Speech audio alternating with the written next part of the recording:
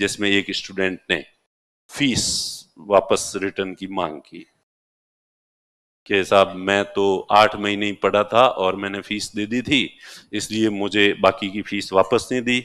और यूं करता करता ये नीचे वाले न्यायालय में हुआ, नीचे वाले से फिर ऊपर, नीचे वाले कोर्ट ने कहा कि भाई फीस वापस देनी पड़ेगी। फिर हमने कहा कि नहीं, हम तो ऊपर वाले न्यायालय में अपील करेंगे।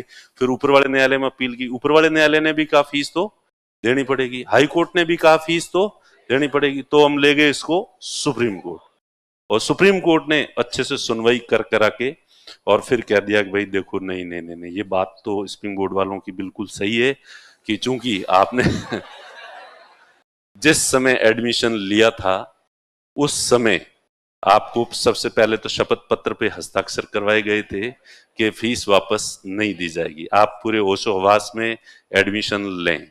दूसरी बात, अगर उस समय स्प्रिंग बोर्ड में भीड़ पड़ रही थी, आपका एडमिशन ले लिया और आप एडमिशन नहीं लेते तो दूसरे बच्चे को एडमिशन दे देते, इस वजह से वो सीट जो है वो एक सीट तो आपने रोक ही दी। अब आप बीच में जा रहे हो छोड़ के, तो बीच में तो किसी को एडमिशन दिया नहीं जाएगा।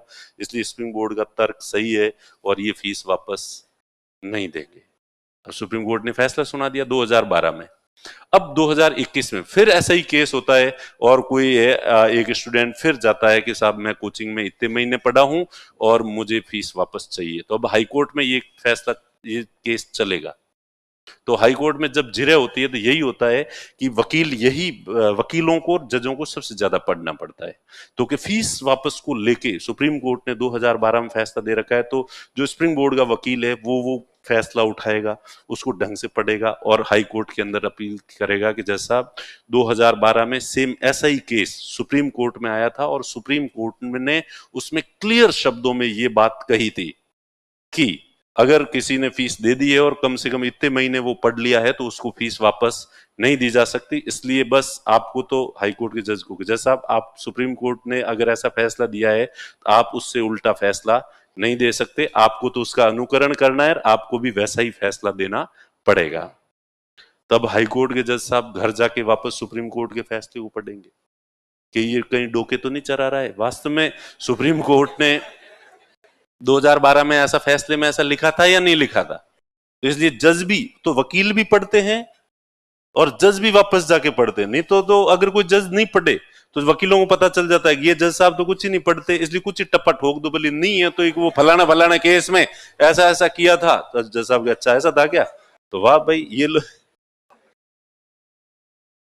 तो सामने वाला जो वकील है वो भी पढ़ के आएगा कि अच्छा वो वाला फैसला, फिर दूसरा वाला कहेगा कि साहब हाँ बिल्कुल, मेरे साथी जो वकील हैं इन्होंने सही तर्क दिया कि 2012 के केस में सुप्रीम कोर्ट ने ऐसा फैसला दिया था। लेकिन सुप्रीम कोर्ट ने उसमें नीचे एक लाइन लिखी थी, लेकिन इंस्टीट्यूट को भी थोड़ी मानवता बरतनी चाहिए, और अगर बच्चे की आर्थिक स्थिति बहुत ज्यादा खराब है, उसके पिताजी नहीं है, घर में कमाने वाला कोई नहीं है, आर्थिक स्थिति है और ऐसे में मजबूरी में उसको छोड़नी पड़ रही है क्योंकि उसको, बच्चे को कोई बहुत भारी बीमारी हो गई है जिससे कि वो पढ़ाई को कंटिन्यू नहीं रख सकता, लापरवाही की वजह से नहीं, पारिवारिक मजबूरियों की वजह से अगर उसको छोड़ना पड़ रहा है, तो ऐसी स्थिति में मानवता के आधार मान के संस्थान को उसको फीस, कम से कम आधी फीस तो उसको लौटानी ही चाहिए।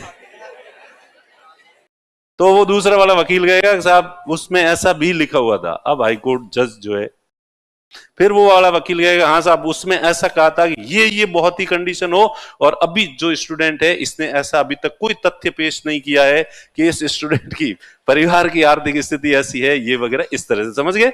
तो इस तरह से कोर्ट के अंदर मामला जो है वो चलता है और फाइनली क्या किया जाए? तुम हो हाईकोर्ट के वकील, नहीं दी जाए? वेरी गुड, तुम कितने अच्छे बच्चे हो, very good, thank you thank you thank you.